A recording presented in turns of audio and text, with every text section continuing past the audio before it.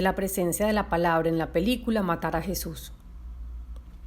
Matar a Jesús es una película en parte autobiográfica, pues el papá de Laura Mora, la directora, también fue asesinado en Medellín, como le sucede a la protagonista de la película. Meses después de la muerte de su padre, Laura soñó que estaba sentada en un mirador conversando con un conocido que en un momento le dijo: «Yo me llamo Jesús y yo maté a su papá». Y es a partir de ese sueño que ella empieza a escribir sobre un personaje llamado Jesús, y mucho después, según las entrevistas que he escuchado, usa algo de ese material para la creación de esta película. Presentaré la sinopsis que hice de acuerdo a los eventos que considero más importantes. Matar a Jesús cuenta la historia de Paula, una estudiante de artes, testigo del asesinato de su padre, que era profesor en una universidad pública. Sumida en la tristeza, Paula se deja arrastrar por sus amigos a un bar donde reconoce a Jesús, el asesino, y este encuentro la avienta en la peligrosa búsqueda de una respuesta acerca de la muerte de su padre, respuesta que había dado por perdida en manos de la fiscalía. El drama y la tensión agresiva durante el film confluyen en una azotea, pero la posibilidad de la palabra marca un cambio fundamental en el desenlace de esta obra cinematográfica. Inquietud. Hay que mantener viva la inquietud. ¿Qué papá? Hola, Elisa.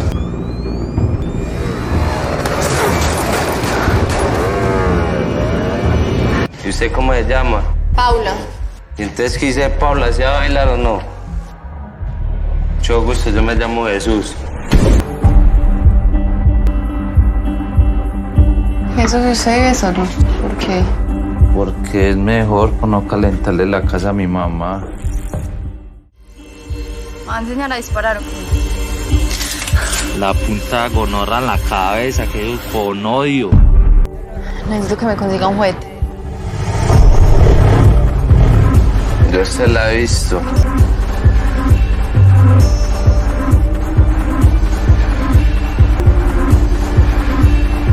¿Sabes qué? Aquí está allá, vaya para mi casa que vinieron por mí. ¿Vos qué querés? ¿Que te mate lo que es lo que querés? ¡No la mates, hijo! ¡No, yo sé!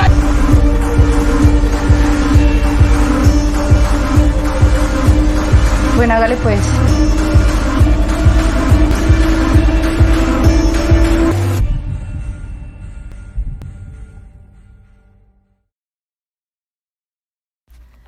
Dentro de las muchas formas de abordar el análisis de una película desde el psicoanálisis, me decidí por pensar las últimas escenas valiéndome del esquema L de Lacan, lo que equivale a decir que trataré de tener en cuenta los tres registros que Lacan señala: el real, el simbólico y el imaginario. Mi intención es la de escuchar los diálogos de Jesús y Paula para explicar este giro o cambio fundamental que mencioné en la sinopsis. Sin embargo, antes de presentar este esquema, diría de manera muy general que esta película se mueve casi todo el tiempo en la agresividad del campo imaginario. Esto lo podemos ver, por ejemplo, en las escenas del asesinato del padre, el robo de la cámara de Paula y las peleas de ella con su hermano. A mí me da la sensación de que es una película silenciosa, aunque sobresaltan algunos gritos y tonos de voz muy fuertes que podemos ubicar en el registro real de la voz, sujetado a palabras ofensivas, los insultos, que se mueven entre el orden imaginario por su función agresiva y real en cuanto a nombres que creo pueden corresponder a lo que se nombra como nombres de goce. Entonces, a grandes rasgos, podemos ubicar ya estos dos registros, el real y el imaginario. Sin embargo, si tomamos las últimas escenas de Matar a Jesús a la luz de este esquema L que Lacan trabaja en el Seminario 2, el yo en la teoría de Freud, podemos tratar de entender un giro sorpresivo que me parece importante porque se capta el momento en que, a partir de una pregunta, los protagonistas atraviesan un momento de agresividad y pasan al orden de la palabra que podemos ubicar en el registro simbólico. Veamos de qué se trata el esquema e intentemos ubicar los puntos o coordenadas para entender este cambio fundamental que es lo que me interesa transmitir.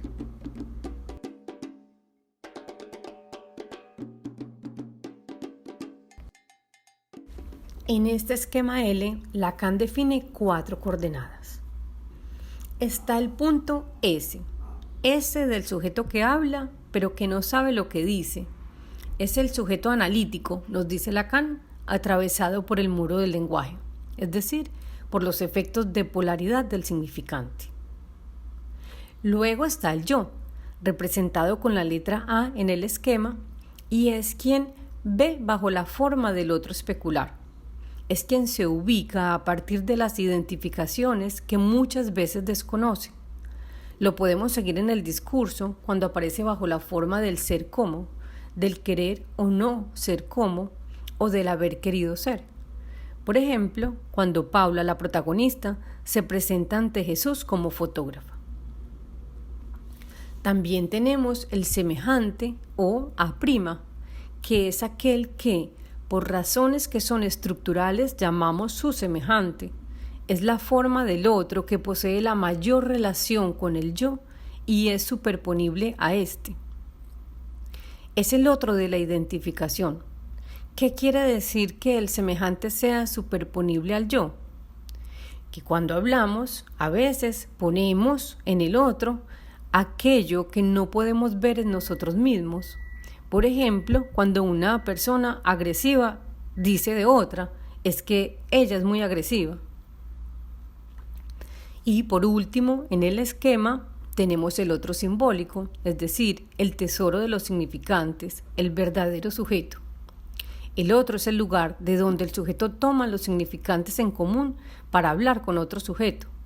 El otro es para ese, el sujeto que habla, el lugar del saber. Tomemos el ejemplo del lugar que el analizante le da al analista. El analizante le supone un saber sobre sí mismo al analista, es decir, lo ubica en el lugar del otro, allí donde el inconsciente está estructurado como un lenguaje.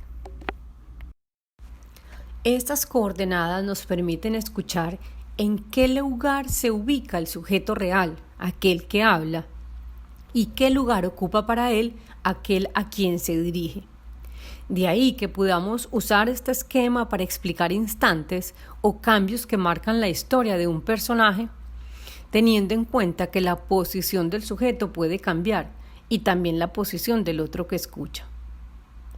Si miramos el esquema, podemos ver que estas coordenadas forman 2 segmentos, el imaginario, que va del yo al semejante, y el simbólico, que va del sujeto al otro.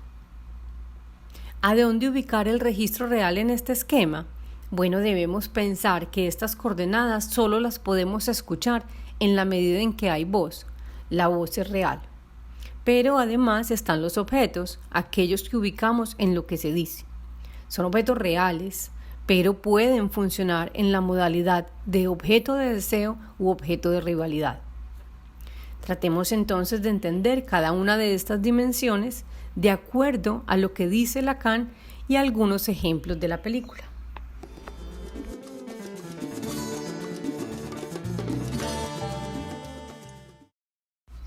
Empecemos con el eje o el segmento imaginario.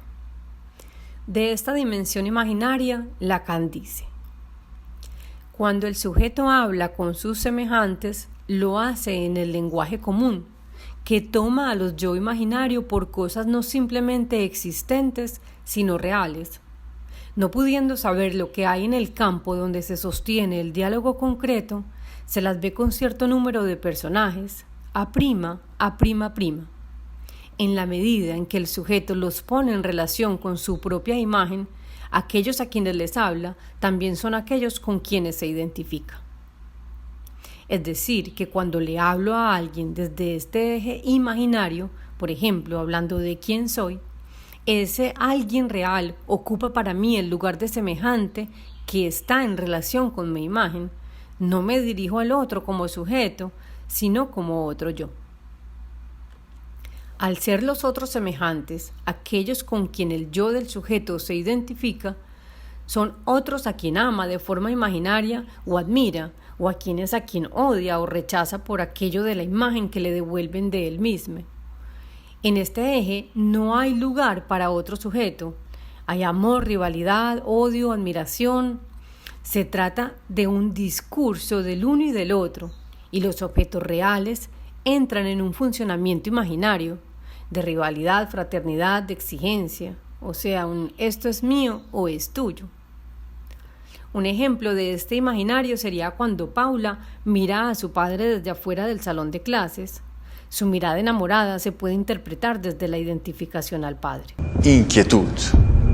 Hay que mantener viva la inquietud. Y un ejemplo de la función de rivalidad del objeto en este eje puede ser cuando Paula y su hermano están en la fiscalía después del asesinato y reclaman el reloj del papá que no aparece en las pertenencias que les entregaron. Y también cuando a Paula, que intenta conseguir un arma a cambio de su cámara, termina siendo robada y agredida físicamente. Vamos ahora con el eje simbólico. El registro simbólico es mucho más que el nombre del padre, pues este nombre del padre, o lo que Freud nombró como realidad psíquica en su momento, está implícito en el anudamiento de los 3 registros, según lo explica Lacan en el seminario RSI el 14 de enero y el 11 de febrero del 75.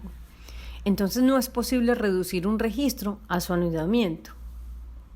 En este registro, en este otro segmento, es donde hay lugar para el compromiso propiamente humano, como dice Lacan. Hay la posibilidad de la palabra, pero sucede en este eje que ese otro simbólico es para nosotros inconsciente. Al no poder reconocernos en el lugar del otro, nuestra posición frente al otro real, al que le hablo, cuando ocupa el lugar del otro, muchas veces es de demanda que puede o no ser rechazada por el otro.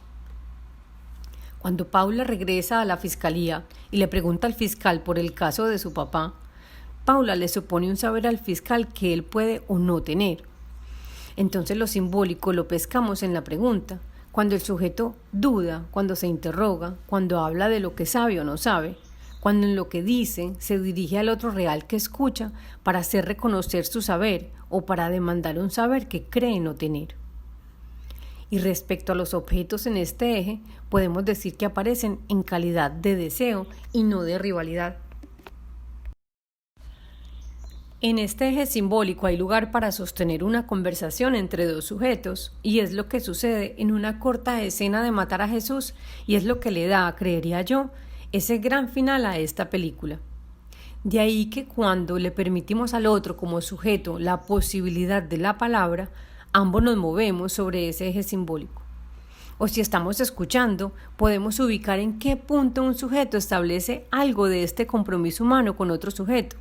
Entonces afirmamos que estamos sobre el registro simbólico y podemos entender en la relación que hay entre el símbolo y el hecho de que todo lo que es humano es conservado como tal, y cuanto más humano es, más está preservado, si podemos decir, del costado moviente y descomponedor del proceso natural.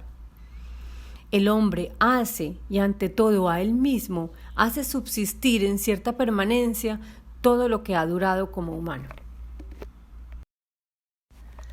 Sobre esta base teórica que nos permite diferenciar el registro simbólico, el imaginario y el registro real del sujeto o personaje que habla, entonces veamos cómo en Matar a Jesús se pasa de la agresividad a la palabra.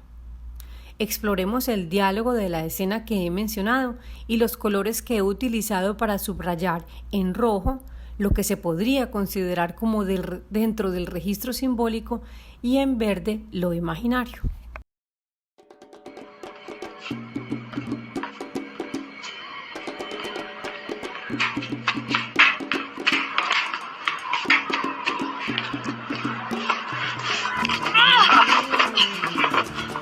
¿Qué pasó, hombre? ¿Te estás volviendo loca? ¿Qué, hombre?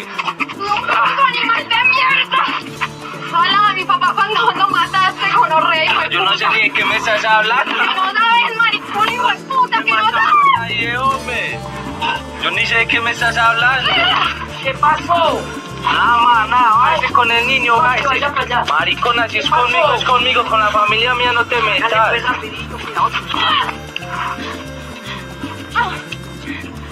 Decime quién me lo mató.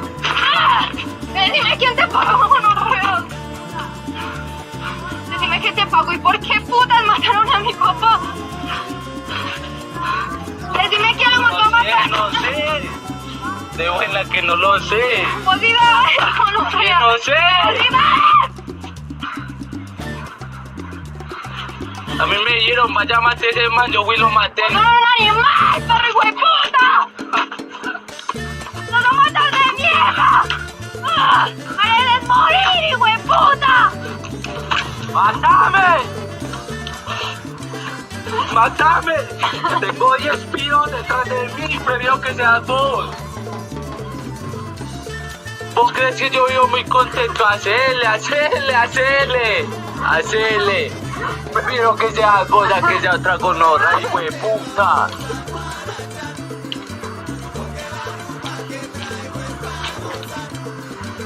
Acaba con esta chimba y una vez, acabala.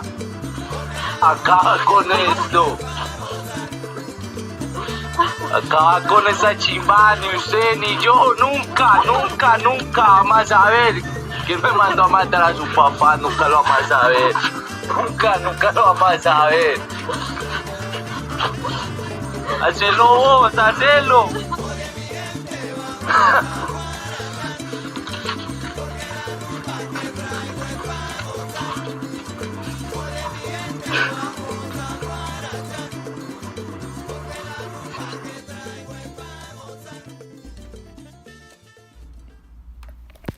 Ahora, ¿qué tiene de especial esta pregunta que Paula, como sujeto real que la pronuncia, le dirige a Jesús? Cuando Paula pregunta, ¿por qué mataron a mi papá?, no se dirige a Jesús como a un semejante, un A, se dirige a él como otro sujeto que puede o no responder. Jesús efectivamente le responde que no sabe, es decir, no se ubica como un otro que sabe, no se personifica como un gran otro, sino justamente como sujeto impotente para dar una respuesta. Sobre todo que cuando Paula se dirige a Jesús y se sitúa como sujeto de la enunciación, Jesús entiende finalmente de qué se trata su relación con Paula. Entre ambos constituyen ese otro tesoro de los significantes, ese lenguaje común que en toda la película era tan borroso, y entonces responde también desde su enunciación algo que me pareció muy bonito. Dice, ninguno de los dos sabremos nunca quién me mandó a matar a su papá. Ubica su respuesta en el orden de lo imposible de saber, y es cuando Paula se retira de la escena. No se queda a darle golpes, no lo insulta, no lo mata, solo se retira sabiendo que Jesús y ella como sujetos no saben. La agresión se suspende ante la posibilidad que Paula le da a Jesús de tomar la palabra como sujeto. Es decir, la relación de Paula y Jesús, que transcurre toda la película sobre ese imaginario del esquema, que va del A al A', solo al final se humaniza con el registro de la palabra. Creo que a pesar de la agresión que va y viene durante toda la película, del objeto metonímico que va de la rivalidad al deseo y viceversa, la palabra se constituye como un objeto más valioso y lo que triunfa es la vida, lo humano. Quisiera precisar 2 palabras que he utilizado para el análisis de esta película en relación con el cambio de un personaje: giro y transformación. Creo que un giro es más bien, como la palabra lo dice, una vuelta en redondo, hay movimiento y acción, pero es alrededor de algo. Mientras que transformación tendría más relación con un cambio en el sujeto. Si llevo el término transformación al registro simbólico, al orden del pacto, del compromiso y la palabra, entonces tiene sentido, al menos para mí, pensar que la transformación tiene relación con lo constituyente de la palabra, con la palabra como transmisión del deseo. Y para terminar, quiero leer esta cita de Lacan sobre la palabra y el orden simbólico en relación a los otros 2 registros, real e imaginario. Cada vez que estamos en el orden de la palabra, todo lo que instaura en la realidad otra realidad, finalmente solo adquiere su sentido y su acento en función de este orden mismo.